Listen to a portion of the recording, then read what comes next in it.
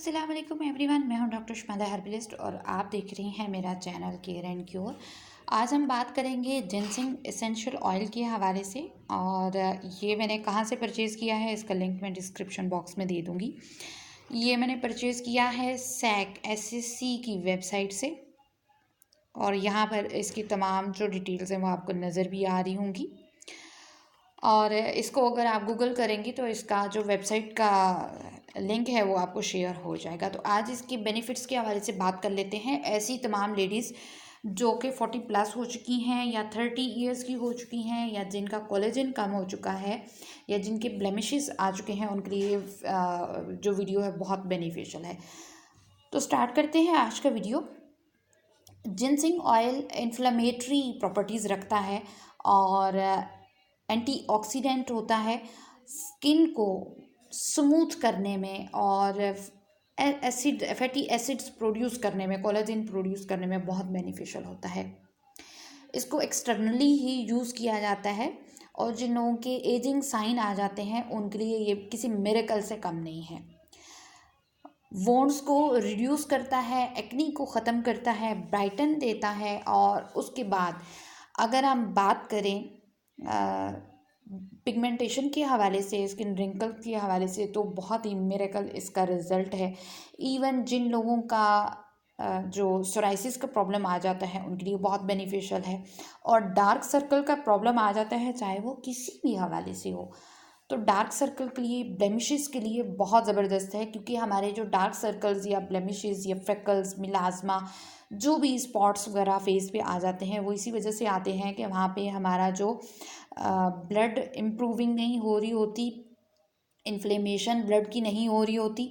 इस वजह से वहाँ की स्किन जो है वो डेड होना शुरू हो जाती है, ड्राई होना शुरू हो जाती है।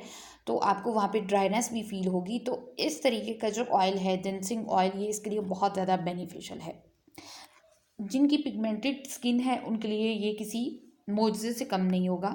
ये स्किन के अंदर स्टिमुलेट करता है ब्लड सर्कुलेशन को और उसके बाद बहुत ही बेनिफिशियल है आपके हेयर्स के लिए।